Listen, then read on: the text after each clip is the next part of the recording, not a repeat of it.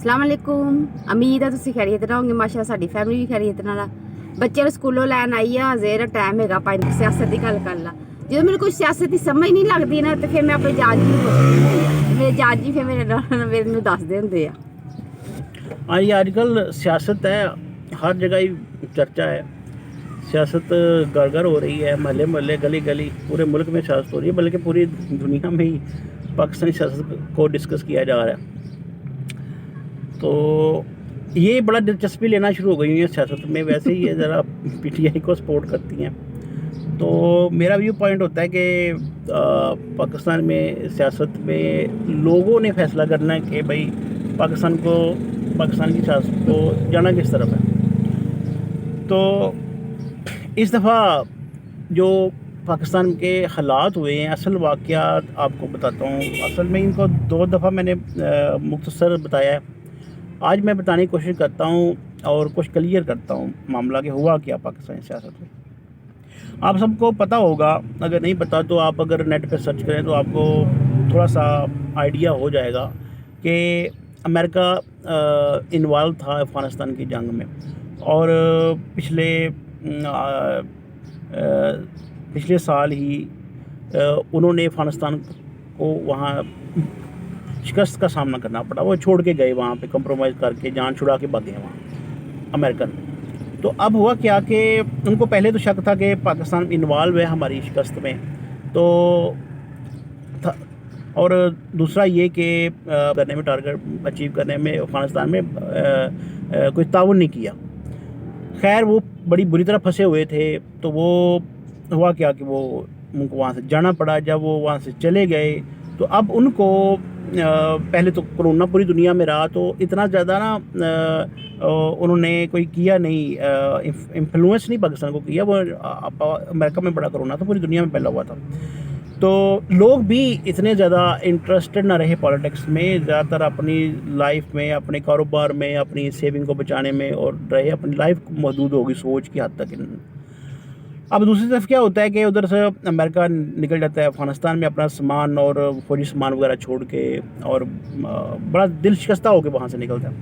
तो वहाँ से जब उसने गया तो अब पीछे पाकिस्तान को उसका ये रहा, इनडायरेक्ट तौर पर ये बातचीत रही कि हमें आप यहाँ से बेस दें ताकि जो वहाँ पे ये ख़तरा है कि दोबारा वहाँ से जंगजू या दहशतगर्द आ जाएंगे अफ़गानिस्तान में, उनको रोका जाए। उनको पहले भी पाकिस्तान ने बेसें दी थी जब मुशर्रफ का दौर था, तो याद होगा आपको।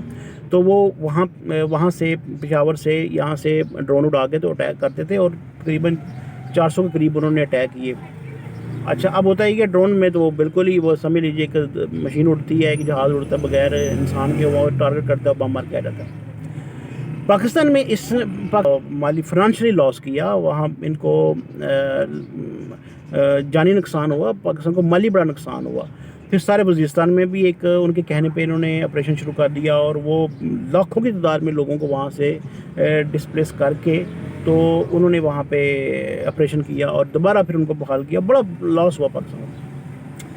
अब इशू ये था कि अब अमेरिका का इन्फ्लुएंस है पूरी दुनिया में है, और आपको हैरानकुन बात बताऊं कि पूरी दुनिया में पाकिस्तान जो अमेरिका है वो पूरी दुनिया में रखता है अपना इंटरफेरेंस करता है। वो 98% दुनिया में जो ममालिक हैं डायरेक्ट एंड इनडायरेक्ट उनके साथ उसका इन्फ्लुएंस है।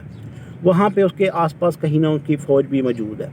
98% का भी आप देखें नेट पे, कुछ लिंक मैं शेयर कर दूंगा यहाँ पे आपकी आसानी के लिए, आप देख सकें। तो 19वीं सदी के आगाज़ में ही अमेरिका ने पूरी दुनिया में इन्फ्लुएंस शुरू कर दिया था। और ये 1917 में कहते हैं कि पहली जंग हो गया था, इन्वॉल्व हो गया था 1917 में। प्रेसिडेंट विल्सन था तो इन्वॉल्व हो गया था उसमें। फिर दूसरी जंग अज़ीम में तो उसने एटम बम चला दिया वो जापान में। उसके बाद फिर जी इसकी वो बड़ी अरूज शुरू हो जाता है, पूरी दुनिया में इसका इन्फ्लुएंस शुरू हो जाता है।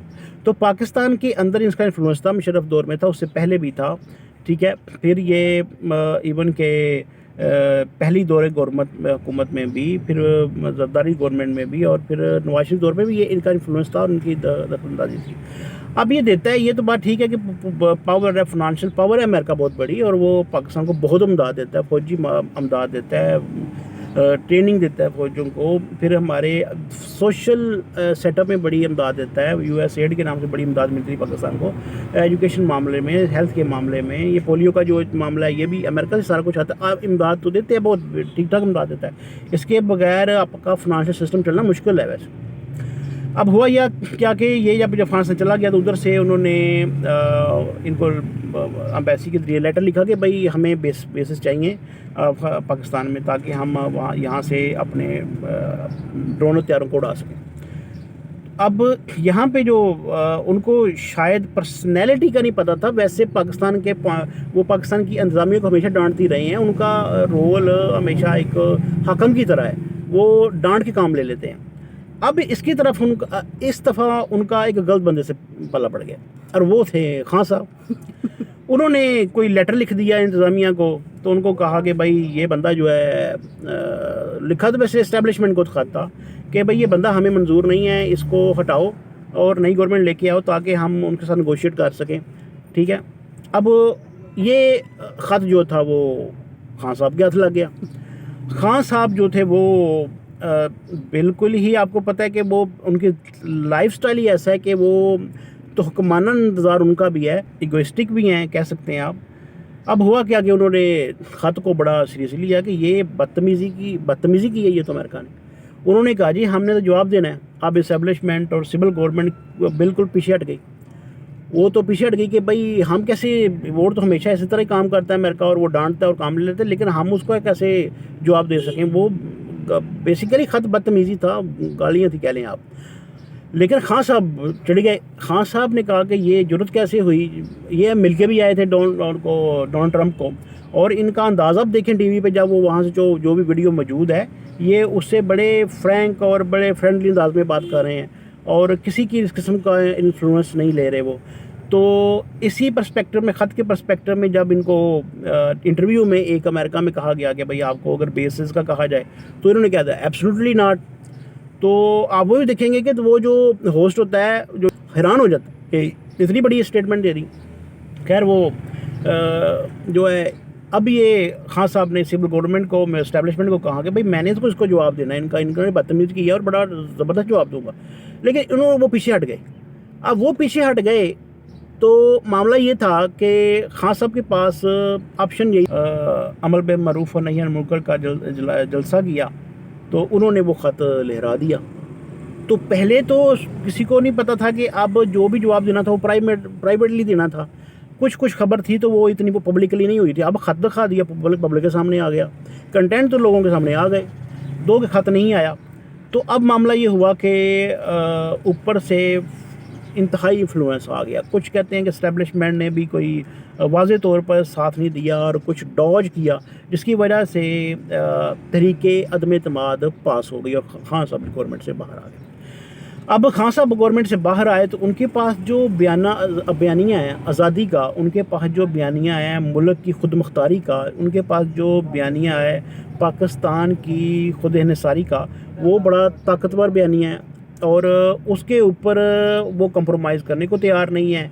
और यही मोटो लेकर वो, आपको याद होगा, वो यही मोटो लेकर वो 22 साल जदोजहद भी करते रहे हैं। तो अब वो किसी तौर पर टलने वाले नहीं। अब उनका पहला, अगर उन्होंने जलसा किया है, पहले दिन जब वो उनको तरीके दिमाग से बाहर निकाला गया तो दुनिया सारी बाहर निकल आई, सारा पाकिस्तानी बाहर निकल आया।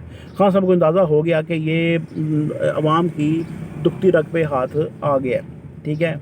बल्कि पूरा पाकिस्तानी बाहर दे मुल्क का ही बाहर निकला। हाँ, पूरी दुनिया, बल्कि ऑलमोस्ट कहते हैं कि 40-45 मुल्कों में एक्टिवली एहतजाज हो रहा है खान साहब के हक़ में। तो पहला जब जलसा किया पेशावर में तो वो तो तरीकी हो गया, फिर कराची में भी हो गया। अब लाहौर का भी जो 21 तारीख को हो रहा है जलसा, अप्रैल को, 21 अप्रैल को वो तरीकी होगा। इससे पहला ऐसा कोई जलसा नहीं हुआ होगा। और अगर यही टेम्पो रहा और इलेक्शन हो गए तो ये बहुत ज़्यादा सीटें ले जाएंगे और ये हैरान कुन इनकी अक्सरियत होगी। तो अब हालात सब तरफ हैं, थ्रेट भी हैं खान साहब को, ऊपर से सिविल गवर्नमेंट का जो अब आ गई हुई है, जो अब सिटिंग गवर्नमेंट है, وہ بھی گورنمنٹ اس کے خلاف ہے خان صاحب کے. عوام ان کو قبول کرنے کو تیار نہیں ہے کسی صورت میں بھی. لاکھوں کی تعداد میں لوگ باہر نکلنے کو تیار ہیں اور لوگ گرم مزاج ہو کے نکل رہے ہیں. لوگوں کا ٹیمپریچر اس تبدیلی کو قبول کرنے والا نہیں ہے. وہ اس کو انتہائی اگریسو لیا انہوں نے اور اس کا وہ جواب دینے کو تیار ہیں. خان صاحب نے اگر یہاں سے یہ جلسے کے بعد کوئی دیکھا کہ ابھی کوئی سول گورنمنٹ تعاون نہیں کر رہی, الیکشن کی طرف نہیں جا رہی, تو میرا خیال اس کے بعد 1-2 جلسے کر کے تو یہ دیں گے دھرنے کی کال اسلام آباد میں. اور اس کے بعد کوئی چارہ نہیں ہوگا نہ اسٹیبلشمنٹ کے پاس نہ سول گورنمنٹ کا. دھرنا پکا ہے. جب دھرنا ہوگا, ابھی یہاں سے دھرنا چلنا ہی ہے, تو جتنی تعداد میں چلنا ہے نا لوگوں نے, وہ دیکھ کے ہی سیٹ اپ چینج ہو جانا ہے. یہ لکھ لیں کہ اگر دھرنے کی طرف بات گئی اور دھرنا ابھی شروع نہیں ہوا اور چلنا ہی شروع ہوا تو سارا سیٹ اپ چینج ہو جائے گا. اور پھر جو ہے نا وہ سول گورنمنٹ ہو اسٹیبلشمنٹ ہو, ان کو بڑے کوڈ ڈسیزن لینے پڑیں گے, بڑے اہم فیصلے کرنے پڑیں گے. تو یہ ہے ساری سٹوری کہ کیا ہوا. اور آنے والے دنوں میں یہی لگ رہا ہے کہ خان صاحب بہت بڑا سرپرائز دیں گے. تو یہ بات جو میں اپنے بیگم کو بتا رہی کئی دفعہ کلیئر کرنے کی کوشش کی, آپ بڑی ڈیٹیل میں بتائی آگے آپ لوگوں کو بھی. بلکہ میرے جو بچے نا وہ بھی دلچسپی لے پہ, وہ بھی دلچسپی. جب میں بات بتاتا ہوں, دیکھیے یہ بھی یوٹیوب دیکھتی ہیں اور یہ جو پسند کی ویڈیو ہوتی ہیں وہ دیکھ لیتی ہیں, پھر ان کا انٹرسٹ اور بڑھ جاتا ہے. پھر خان صاحب کی پرسنالٹی بڑی اچھی ہے, زبردست ہے. اچھا سیاست تو سب کو حق ہے. اب دیکھیں سیاست میں نا تلخی آ گئی ہے, لوگ ڈسکس کرتے ہیں, لوگ نا جھگڑے کی طرف پہنچ جاتے ہیں. تو اس سے بچنا چاہیے. یہ سیاست ہے, آپ سپورٹ کریں اپنی کینڈیڈیٹ کو, جو آپ دوسرے کو سپورٹ کر رہے ہیں تو وہ اس کو کرنے جھگڑا نہیں کرنا چاہیے. تو یہ کہ بات تفصیل سے کریں تاکہ آپ کا حق ہے کسی اور کینڈیڈیٹ کا تو وہ بھی کلیئر ہو کہ وہ کس پوائنٹ آف ویو پہ آپ اسٹینڈ ہے اس کے حق میں. اگر یہ ہے اپنے حق میں تو ان کو بھی اپنے کلیئر بات بتانی چاہیے کہ میں کس وجہ سے کس پوائنٹ آف ویو سے اپنے کینڈیڈیٹ کے حق میں اسٹینڈ لے رہی ہوں. چلیں آپ سے اجازت چاہتے ہیں, بچوں کا ٹائم آلموسٹ ہو گیا چھٹی کا, بچوں کو لینا ہے. اپنی دعاؤں میں یاد رکھیے گا. اللہ حافظ.